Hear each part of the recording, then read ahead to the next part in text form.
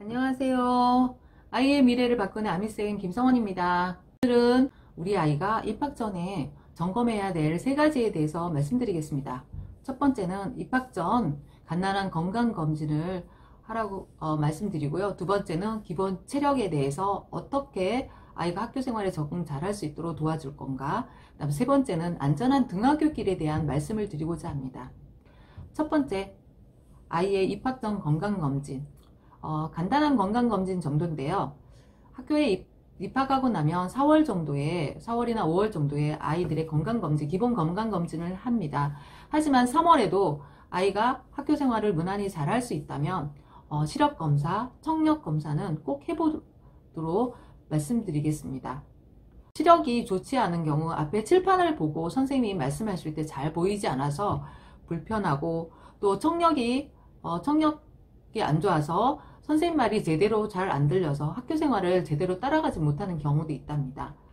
안경을 쓰지 않는다면 눈이 나쁜지 귀가 잘 안 들리는지 선생님 수준에서는 알 수가 없기 때문에 아이들이 잘하고 있는지 제대로 파악할 수가 없습니다. 그래서 간단한 시력검사와 청력검사를 해서 아이들이 집중력을 방해하지 않도록 꼭 확인해 주시기 바랍니다. 그리고 아토피나 비염 같은 기본적으로 가지고 있는 질환이 있다면 3월 학교 입학해서 생활하는데 무리가 없도록 다시 한번 확인해 주시고요. 기본적으로 아이가 갖고 있는 당뇨나 꾸준히 치료해야 될 부분, 그 다음에 식생활이나 학교 급식에 대해서 한번 알아야 될 부분이 있다면 입학과 동시에 담임선생님에게 꼭 알려주셔야 합니다. 학교는 아이에 대해서 전혀 아는 바가 없다면 모든 아이들을 똑같이 대하고 똑같은 급식과 똑같은 생활을 하는데요. 조금 더 배려를 받아야 한다면 아이들이 귀에 기회를 주어서 선생님이 배려할 수 있도록 해야 됩니다. 안경을 썼는데도요, 기본 시력이 잘 나오지 않아서 뒷자리에 앉으면 어려움이 있다면 담임선생님한테 말씀드려서 충분히 이야기하고, 비염이나 축농증 같은 것 때문에 지금 청력이 어렵다면 치료를 빨리 끝내셔서 청력을 회복하도록 하고, 지금 치료 중에 있는데 청력이 조금 어렵다면 선생님께 말씀드려서 아이가 도움을 받을 수 있도록 해 주셔야 합니다. 그리고 취약통지서가 나갈 때 기본 예방접종을 다 완료하고 기본 예방접종 통보를 하게 되는데요. 예방접종을 빠지게 되었다면 확인하셔서 꼭 완료해 주시기 바랍니다. 단체 생활을 하기 때문에 기본 예방접종을 하지 않는 경우 입학에 무리가 있고요. 다른 아이들한테 피해가 줄 수 있기 때문에 좀 더 적극적으로 마무리해 주셔야 합니다. 그리고 ADHD라든지 틱장애, 분리불안이라든지 정서적으로 힘들어하는 아이들이 있습니다. 이미 유치원 때부터 어려움이 있는 아이라면 지금 치료 과정이고 부모님이 특별한 어떤 아이의 양육을 하리라고 봅니다. 이런 경우에는 반드시 담임선생님이 알아서 아이를 대해야 되기 때문에 입학과 함께 담임선생님한테 소상히 이야기를 해주셔서 첫날부터 아이가 적응하는데 어렵고 담임선생님으로부터 여러 번 주의를 받지 않도록 해주시는 게 좋습니다. 학교 생활을 시작하는데 주의를 매번 받으면 나는 선생님한테 주의를 받게 되고 학교 생활이 싫어질 수도 있습니다. 아이에게 상처를 주지 않고 선생님도 아이 편에서 아이를 적극적으로 도와주면서 학교 생활을 할 수 있도록 미리미리 말씀드려 주시기 바랍니다. 그리고 이미 진단이나 치료를 받지 않는 아이더라도 유난히 아이가 가정에서 생활하는 걸 보면 산만하고 형제들과 이렇게 생활하면서 어려움이 있다면 한번 점검해 보시라고 말씀드리겠습니다. 4월에 정서행동 검사를 하면서 아이가 유난히 행동 성향이 두드러지게 나타난다면 정서행동 검사에서 나타나서 치료 과정을 거치고 다시 상담을 과정을 거치는데요. 3월, 4월 2달이라도 미리 점검해 본다면 아이가 훨씬 더 학교 생활을 안정적으로 할 수 있기 때문에 미리 점검해 보시라고 말씀드리고 싶습니다. 그 다음에 기본 체력에 대해서 말씀드리는데요. 특별히 아픈 곳은 없지만 유난히 체력이 약해서 무엇인가를 집중적으로 하기 힘들고 어려움을 겪는 아이들이 있습니다. 학교는 유치원과 달리 정말 의자에 앉아서 4시간, 5시간을 생활하기 때문에 아이들이 집중하는 시간보다 어려워하는 시간에 엎드려 있거나 뭐 정말 몸을 비비틀거나 들어눕는 그런 자세를 가지면서 태만한 모습을 보이는데, 아이가 일부러 그러는 게 아니라 정말 체력이 안 돼서 그런 경우도 많습니다.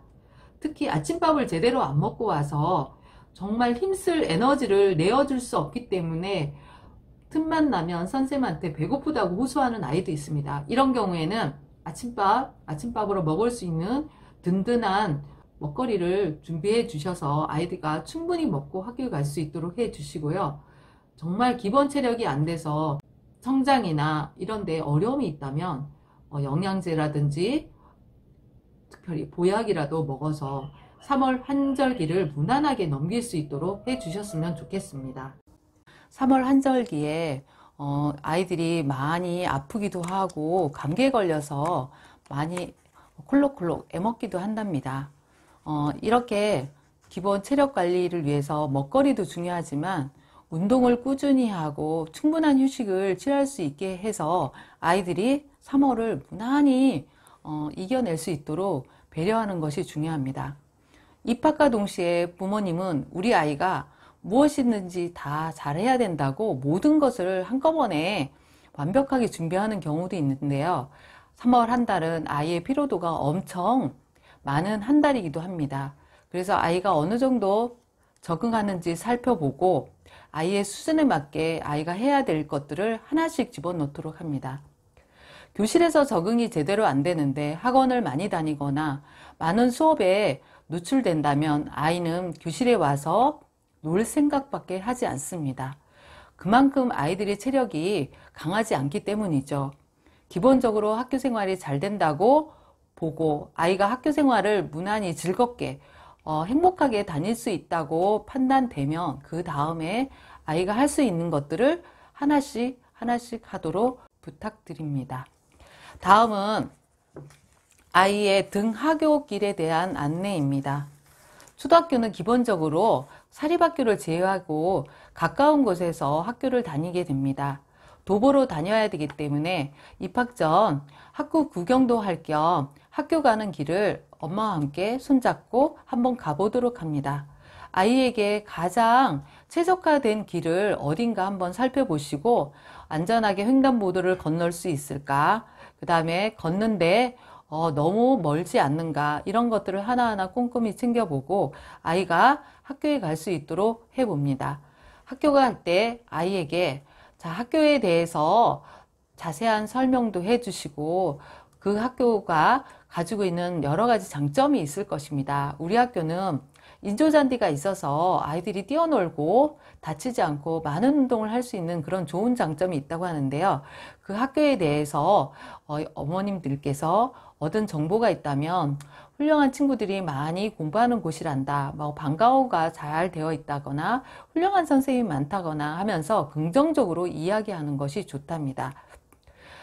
안전한 등하굣길을 점검하면서 이런저런 학교 이야기를 하고 학교 가서 선생님 말 잘 들어야 한다, 안 들으면 혼난다, 이런 말보다는 훌륭한 선생님들이 있으니까 잘 배우면 훌륭한 사람이 된다고 말해주면 아이도 많이 기대하면서 학교 갈 날을 손꼽아 기다릴 것입니다. 안전한 등하굣길 어떠십니까? 가장 아이에게 적합한 길을 정해주고 매번 아이를 학교에 데려다 주기보다는 처음 입학 때 몇 번만 같이 동행하고 아이가 스스로 갈 수 있도록 물어본 다음에 스스로 갈 수 있도록 해도 무방합니다. 그런데 유난히 분리불안이 심해서 혼자 가기를 꺼려 한다면 순차적으로 아이와 함께 등하굣길을 가는 것을 권합니다. 처음부터 한두 번 데려다 주고 가라고 윽박 지르기보다는, 아이를 타박하기보다는 아이의 상태에 따라서 아이가 힘들어하는 부분은 인정해주고, 엄마도 초등학교 입학했을 때 너무 떨리고 무서웠어. 하지만 하나하나 극복해서 지금은 아무렇지도 않게 되었다 하면서 어머님의 경험적인 이야기를 해주면 아이들에게 많이 도움됩니다. 분리불안이 심한 경우 담임선생님의 도움도 받아야 됩니다. 어렵게 학교에 갔는데 담임선생님으로부터 배려를 받고 더 따스하게 맞아준다면 훨씬 더 학교가 포근하고 안전한 곳이라고 생각이 들어서 학교에 가는데 커다란 무리가 없을 것이라고 생각합니다. 분리불안, 아이의 수준에 맞게 차근차근 잘 적응할 수 있도록 순차적으로 하시기를 바랍니다. 그리고 등하굣길에 자가용으로 등교하는 경우가 있는데요. 아이들이 다 도보로 학교에 가기 때문에 자가용으로 내 아이를 학교 앞에다 내려주면 교문으로 진입하는 입구에서 차량 때문에 피해보는 아이들도 많습니다. 차가 정차하게 되면 일부러 피해야 되고 내 아이 편하자고 다른 아이들에게 피해주는 거는 옳지 못하다고 생각합니다. 그리고 특별하게 아이가 다치거나 다리가 불편해서 학교에 데려다 주지 않는 경우라면 반드시 집에서 걸어서 학교에 등하교할 수 있도록 도와줍니다. 그리고 하교했을 때도 특별한 일이 없다면 바로 집으로 오게 하고 친구네 집에 가서 놀거나 할 때는 반드시 부모님의 허락을 받으면서 학교에 다녀오도록 부모님이 일러주어야 합니다. 우리 아이들이 안전한 하굣길을 위해서 학교에서는 하교 알림이 문자 서비스도 시행하는 경우도 있습니다. 학교에서 안내문이 공지되면 신청하셔서 하교 알림이 서비스를 받는 것도 도움이 됩니다. 여러분, 우리 아이가 안전하게 학교 생활을 할 수 있도록 건강하게 생활할 수 있도록 준비하는 거 꼭 권해드립니다. 자, 오늘 내용이 도움되셨다면 구독과 좋아요 꼭 눌러주세요.